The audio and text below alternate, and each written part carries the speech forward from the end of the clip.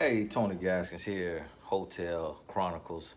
I'm on the road, out working with a sports team, but I wanted to do this video on online dating tips. I keep getting a lot of questions about this because it is a huge trend today with the online dating. But here's what you got to keep in mind. For one, I need you to understand that you're going into a world that is not real.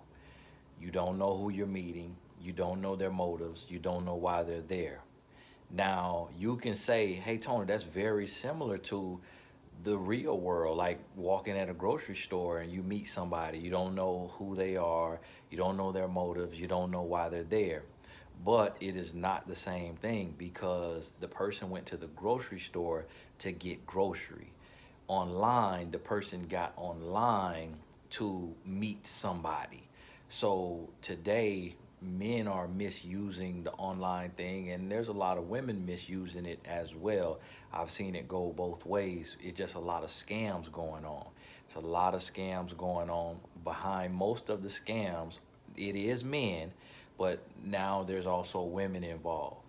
This is what you have to realize. For one, you need to get off the app as soon as possible. What I mean by that, if you meet somebody and you feel like it's a connection, get that person to a video call immediately.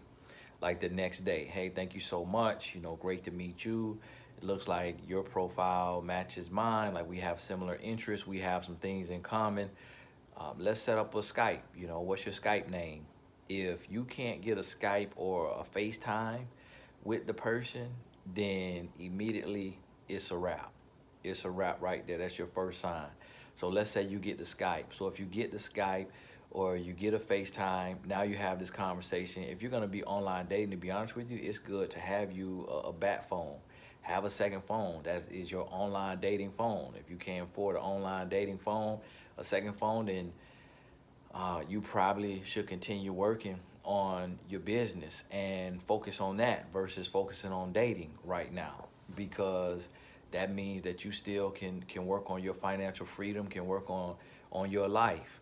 But you need to have a phone to where if you can talk to this person on FaceTime or on Skype, now you also and also have a Skype name for that. If you're going to use Skype, have it to where it's separate from your personal one, the one that you normally use. Because if you're getting on online dating, that means that you're fed up with the world, you're tired of what's going on.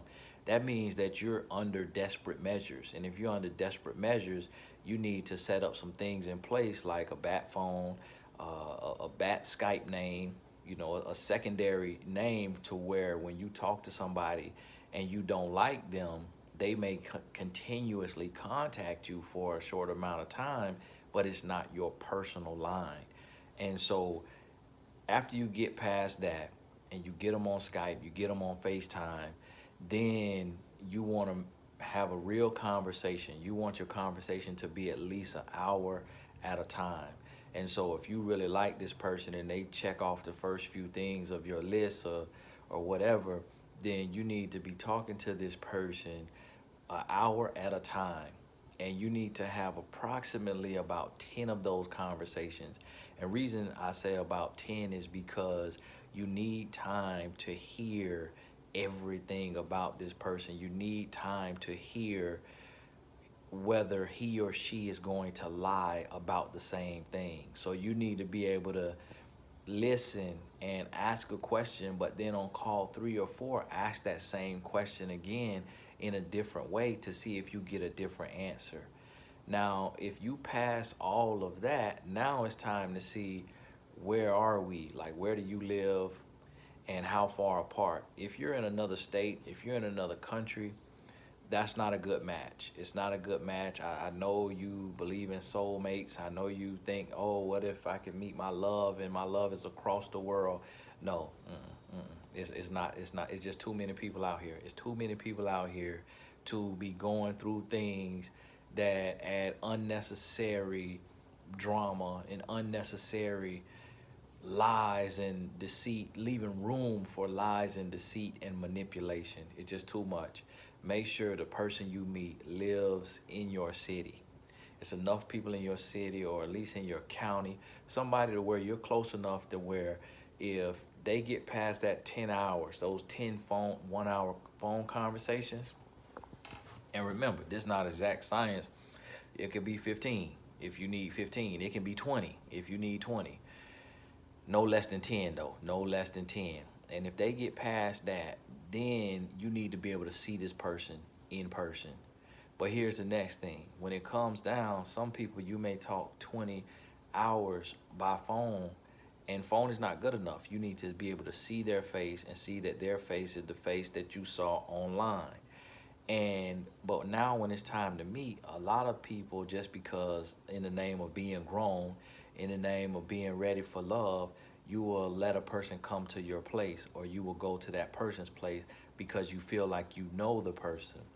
Trust me, it takes you years. I'm speaking from a man's perspective now.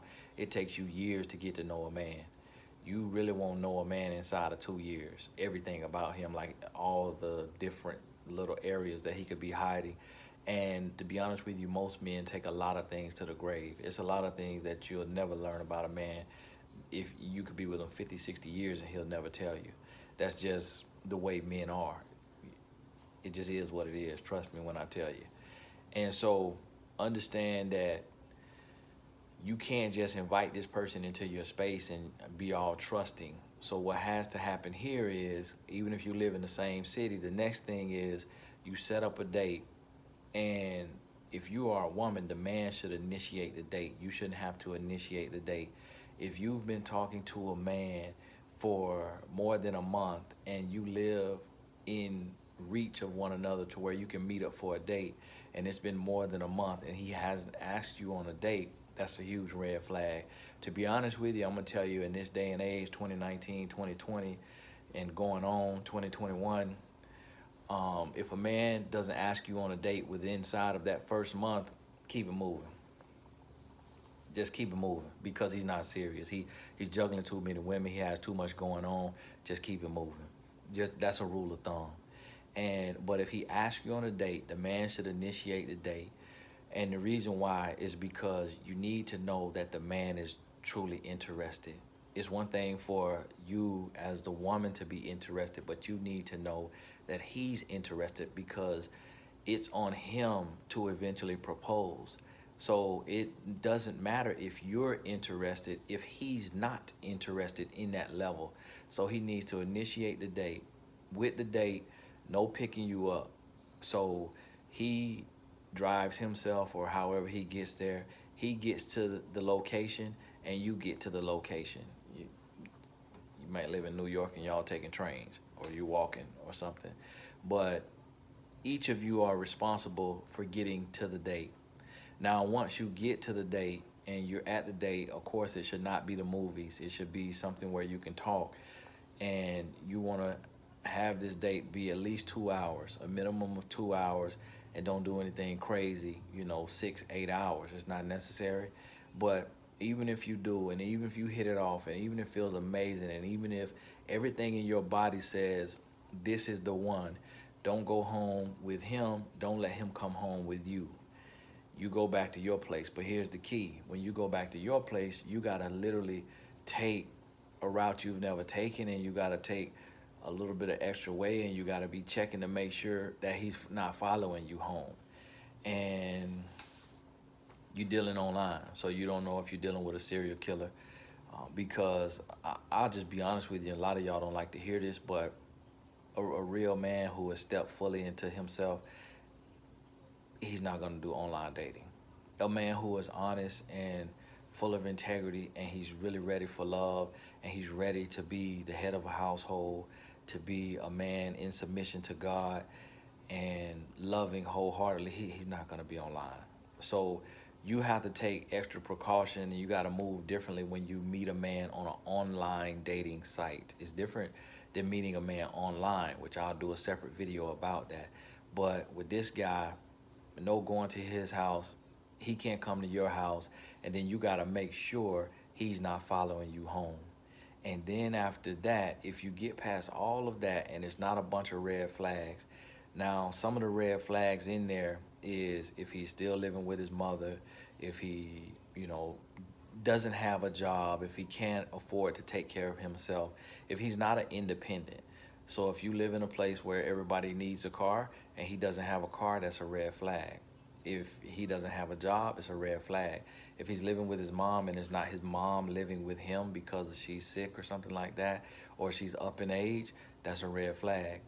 He needs to be an independent. The man needs to be independent. And the woman should be independent as well, so that you don't go in being a dependent and needing him for anything, because he will use that as leverage and he'll make you pay a great price for that.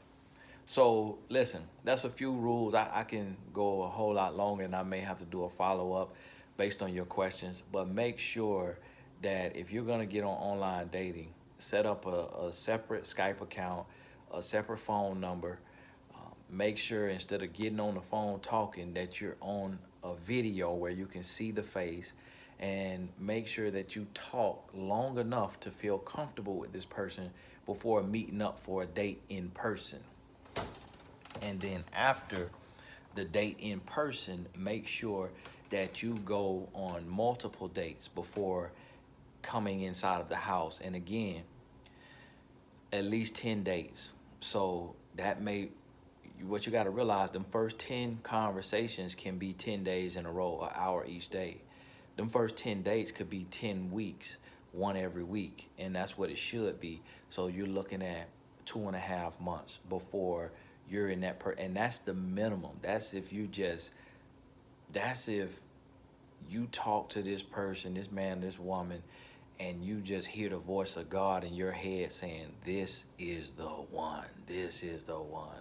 At that point, if you absolutely feel the need to have an in-home date, which I don't think you should ever do that because the bed is so close. I think you should be out spending time, getting your blood flowing, bowling, skating, walking around the park, just doing something, going out to dinner. Then after you've had those 10 dates, then you can go to a movie or somewhere where you'll be quiet for 2 hours. But before that, everything needs to be out where you can communicate and you can talk, and keep it outside of the house. This is a new day and age. These dating rules are different. This is not 1950. This is something totally different. So you got to be very diligent. It's a lot of scams. It's a lot of ulterior motives. It's a lot of just junk trash. You know, people getting on those online dating sites for the wrong reasons. There are far more wolves on those sites than sheep. And so you have to understand that and be diligent and listen to your intuition. Don't listen to your desperation. Don't listen to your loneliness. Listen to your intuition. And watch this video 3 times. Write down those steps. And then if you found from your experience something else you need to do, Googling the person, looking up to see if they have a record, searching for mug shots, whatever it may be, put that in the comments for the other people, because I'm finding so many people getting on this Bumble and Tinder and Match.com and eHarmony and going about it the wrong way and getting caught up. And next thing you know, money stole, apartment robbed, house robbed. You got a person who knows where you live at. You're done with the person. They keep showing up. You get in another relationship. This person popping up, knocking on your door, fights breaking out. One man having to stab another man, shoot another man, all stemming from this online dating debacles because due diligence wasn't done. So hey, make sure you're paying attention and make sure that you're taking your time with this thing. Any other questions that come to mind, my hand is on the pulse because I'm doing relationship coaching every single day with people around the world, hearing all these different stories. So I'll be able to share some insight from another perspective. So just put your questions in the comments, and any other tips, you can add those in the comments as well.